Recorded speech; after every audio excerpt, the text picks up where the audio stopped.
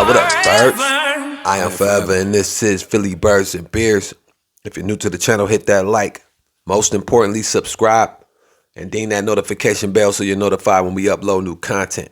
I know it's a little different with this podcast format, so let me explain that before we get into it. There's been a lot of things going on as far as this huge game. Me personally, time-wise, I've been handling a ton of things this week. Overtime at my job, going in early, getting off late. Helping out with a side project, working on cars, and I haven't worked on a car in forever. I've just been so swamped, and I be cutting it close trying to record and edit a video worthy of this game. But I knew I had to do something for the people, for the Birds, to get y'all ready for these Eagles. Now, this is the most important game for both franchises so far this year. The 49ers offense, arguably the best offense in the league as far as skill position players. Y'all know they got Debo. They got IU, Christian McCaffrey, the best running back in the league this year. George Kittle, one of the best tight ends in the league. And they have Brock Purdy, as far as the numbers are concerned, the best in the league. And a lot of people view him as a right-end MVP candidate. So it's understandable why the Eagles are a 2 to 3 point underdog going into this game at home. Crazy, but it's understandable. We've all heard the whining after last year's playoff game between these two teams. Oh, it would have been a different game if our quarterback wouldn't have got hurt. Oh, it would have been a different game if his backup didn't get hurt, etc., etc., etc. Y'all know Debo expresses his thoughts openly about it, even going as far as to call last year's James Bradbury trash. Mind you, James Bradbury was a Pro Bowler last year. This year, not so much, but he's trending up if you ask me. But I'm sure Debo and the Niner fans aren't the only ones that felt like that would have been a different game had the quarterbacks not went out. I know Brock Purdy has this game circled on his calendar since going out with the injury. So I expect these guys to view this as a revenge game. Got to get back at these Eagles, huh? Even though it isn't the same Eagles team they played in the playoffs. Hell, even Javon Hargrave, one of our best players from last year, 70 sack defense, is on their team. Who else they got over there? They got Fred Warner, Armstead. They also added Chase Young to the lineup on the other side of Nick Bosa. The thing that's good about them going into this team for them, their team is very healthy going into this game. The Eagles will definitely have their hands full and need everyone that's up for this game to play a full and complete game. I say everyone that's up because y'all know we are dealing with some notable injuries. Dallas Goedert being the main one. I know y'all been hearing the sign Jack Ertz talk, but Goddard's trending to be back next week, so I don't see that happening. But hey, you never know. Back to this game, though. This Eagles offense, when it's clicking, runs through A.J. Brown, Devontae Smith, and Dallas Goedert. Not having Goddard for this one will make Brian Johnson's job that much harder as far as designing plays to get this offense going fast and early. Because y'all know we can't afford to play second half catch-up ball against this opponent. An opponent who's only been allowing 15.5 points per game. So their defense has been tremendous, okay? On our defensive side, it's looking like Fletcher Cox might be out for this one, as he's listed as questionable. I never want to rule out players that's questionable because I did that once before and the guy ended up playing.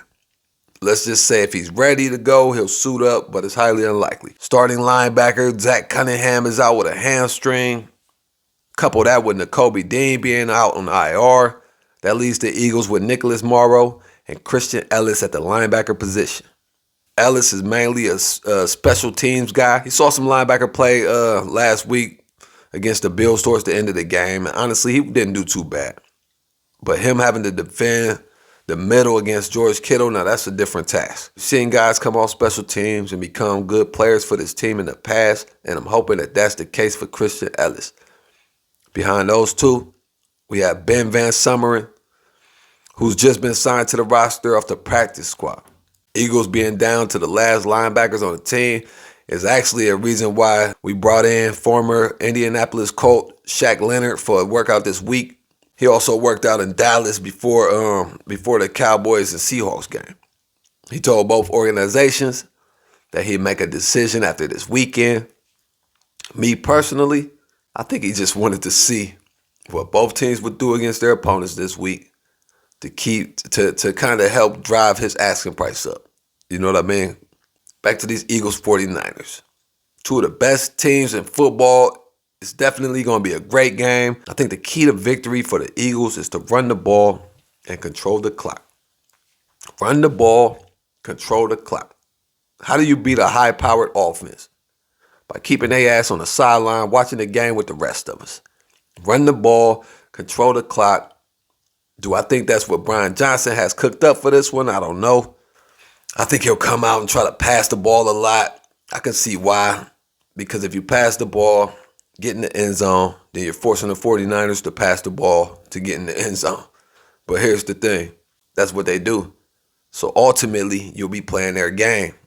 If you're playing the other team's game, no matter who the team is, if you're playing their game, chances are you're not going to win the game. Like, you're playing with how they want to play. You have to force them to play your game. Run the ball, kill the clock, hope your defense gets the stops, and repeat.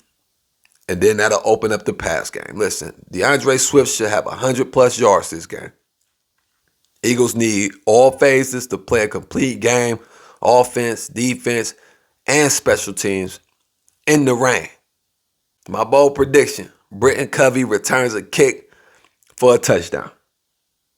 As Deshaun Jackson looks on as an honorary captain. Speaking of Deshaun Jackson, man, I can't get out of here without giving him his flowers. He signed a one-day contract and retired as an Eagle Friday. He'll definitely go down as one of the best Eagles wide receivers. Definite deep threat whenever he was on the field. And it's fitting that he caught his last pass as an Eagle from Jalen Hurts. Shout out to D-Jax. Wish him nothing but the best in his life going forward. For us, no 62 chug today, because that would be a little weird without the visual. If you're new to the channel, go back and watch my last video. You'll see over here at Philly Birds and Beers, we do something called 62 Chug, where we chug a beer prior to each game. Well, at least we try. Go watch some of the early videos. You'll see it was rough at first, to say the least. Like the video, subscribe if you haven't already. But before I get out of here, I do have one more bold prediction. But it's so bold, I don't even want to say it. Or is it bold? I don't know. I'm going to say it, though. Look, with us being the underdogs at home, underdog is a good word because y'all know we some dogs. Like, the heart of this team is so big, you can see it through our shirts. Listen, though, my bold prediction. Eagles win by 10-plus points. We go out here and beat up the bullies that's been beating up on these other teams lately in dominating fashion. Bold. Go Birds. I'm out. Go Birds!